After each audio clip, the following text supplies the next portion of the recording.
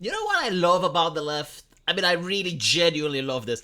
Is the fact that they believe their ideology is not just normal, but also natural and benevolent. And that if you are to take any person from Earth and you just tell them your ideology, they will 100% believe it or just not understand it. It's why the left just goes around and calls people ignorant. Like they can't even comprehend the fact that someone actually knows their ideas but just disagrees with them. Like they just don't understand that, like, maybe some people want to have a gas stove. Like maybe some people don't think that the government should decide whose business is essential and whose business isn't, right? Like they understand what you're trying to say, but they just disagree with it. Case in point, you have like feminism, right? And you have like this actress saying, well, more people need to hear about it. You know, it's kind of like at this point, everyone has heard about it. Like everyone has made up their mind about it. Like there's not much you can add. It's like, you know, you're kind of like the Mormons going door to door while people are having dinner. And it's like, hey, do you want to hear about Jesus Christ? It's like they already know. They already got the idea. They already made up their mind. Now, when it comes to Barbie, I actually think that everyone should see it. Like, in fact, if I'll ever have kids, I will get them to watch the Barbie movie, and I will tell them that this is a feminist film. I don't think you can describe feminism more accurately and do a better job than the Barbie movie. Like, for those of you who haven't seen it, here's a quick rundown. In the beginning, you have like this fictional Barbie land, and all the Kens are homeless, shirtless, and their whole existence is to please the Barbies. And the Barbies don't really like the Kens that much. I mean, you know, they will give them some attention every now and then, but they're like, the Barbies are busy talking with themselves, playing with themselves, you know.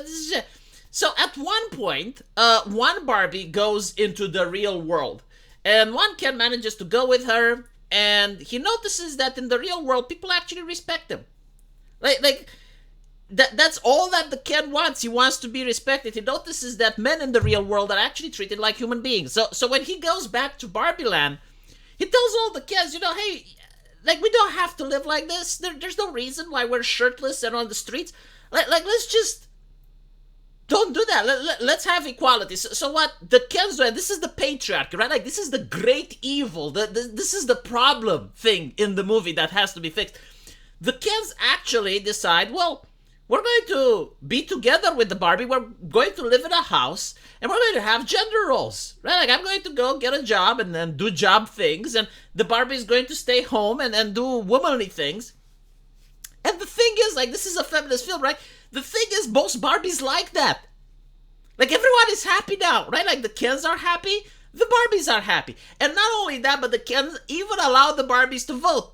Like, if it was such a fascistic patriarchy structure, why would the Kens ever even want the Barbies to vote? Like, it would be a dictatorship, right? It would be like in Saudi Arabia. But no. Well, actually, I think in Saudi Arabia, they're allowing women to vote now. But it's only recently, right? Apparently, like, this is the great evil. The great evil is because the actress, like, the main Barbie, was unhappy. She was unhappy because her Ken didn't like her, right? So literally, like, I want you to understand this. Like, in the patriarchy, everyone is happy except for like a couple of women, right? And what she does is that she kidnaps other Barbies, brainwashes them in order to manipulate the other Kens, and causes the Kens to go to war with one another. And she also steals the elections. This is a movie about feminism. Like, this is the hero of the feminist movie. Like, you go into a society, again, like, they're the ones creating this premise. I didn't write the script. I didn't, like, I don't think I had the capability of writing something so good, right? So they write this premise where you have like this utopia where everyone is happy, the Kens are happy, the Barbies are happy, but you have like a couple of screeching harpies, like maybe 5 or so, right? And they're unhappy. So because they are unhappy, they have to ruin the happiness for literally everyone. So they brainwash some of the other Barbies, they manipulate the Kens, they steal the elections, and eventually they manage to destroy the patriarchy.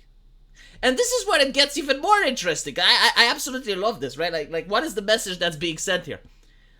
After she destroyed the new society, she doesn't have answers. Like, everyone is miserable now. The Kens are unhappy. The Barbies are unhappy. She doesn't have answers. She just said, well, it couldn't go on like this, right? And then she leaves. After fucking the society, she leaves. She doesn't even want to go there. She is the epitome of a tourist. She is the very definition, the quintessential essence of a tourist. Like, someone who doesn't care about the hobby, someone who doesn't care about the IP, just goes there, ruins it for everyone, and then moves away. She doesn't even want to live there, doesn't even care. It's not her franchise, it's not her... This is the best movie that describes feminism. I 100% agree with the actress. Everyone should hear it. Everyone should listen to it.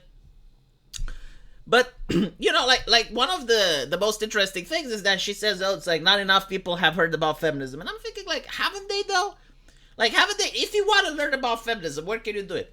The answer is everywhere. You get to learn about it in school. You get to read it in the papers. You get to...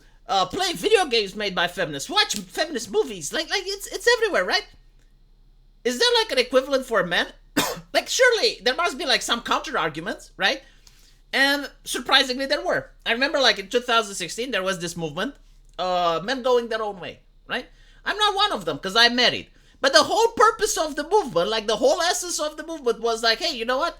Don't get married. That's it. Like, you can have a girlfriend, you can have as many women as you want, and just don't have the marriage contract. You know, it doesn't make sense. It's kind of like going into a business, but at any point, your business partner, for any reason whatsoever, can decide to move out of the business, and he's going to not only just take half your shit, but you're going to have to do a monthly payment for them from now on, right? It's like, why would you sign such a contract? That's what they were saying. And these weren't like people that were... young, you know, incels, or no, like these were usually, a lot of them were married individuals that got through a divorce and they didn't like what was happening. They were thinking that the system is unfair, so they decided to go on the internet and they were voicing their concern. Turns out they resonate with a lot of people, and all of a sudden they have an audience, right? The crackdown against them, in my opinion, was unjustifiable. Like, you had politicians talk against them, you had the internet turning against them, social media banning them, and I'm thinking like, okay, so you're basically saying that men who don't want to be married are like the enemy of the people? Like, they didn't do anything. Like, as far as I know, there was like no terrorist event, there was nothing, you know, like they were the incels. They were like, just no, like we just disagree with the current system, right? Now, I would understand if someone like that was to like, hey, you know, our ideology, like, more people should hear about it, maybe something would change, you know? But no, like, that's what suppression is. Like, most people probably, like, if you go on the street and you ask someone, like, what ideology is that, they probably don't know. But, like, feminism, everyone knows about feminism. Like, there are nothing that, no new theory, nothing that a feminist can tell me that I would be like, oh, I never heard about that, or I never thought about it that way. Now, what's interesting, though, is that a lot of feminists can't even say what is a woman. I mean, the last black lady, she was nominated on the Supreme Court, right? Like, Joe Biden said, like, he wants to nominate a woman of color on the Supreme Court, which is very interesting. I mean, he didn't talk about the skill, the merit, none of that. It's just like the gender and the pedigree. And she didn't know what a woman is. Like, she was asked in the Senate, like, what is the definition of a woman? Couldn't answer. And she said she's not a biologist. I mean, you know, like, maybe they would need to hear about feminism. I don't know, but like, how can you even have feminism if you can't give the definition? How can you support women's rights in 2024 if you don't know what a woman is? Anyway, I divert. You know, I do think that everyone needs to see this movie. Beautiful movie, brilliant, fully recommended. Best right-wing movie ever made on this subject. Unironically. Let me know what you guys think. And as usual, I will see you in the comment section. Take care.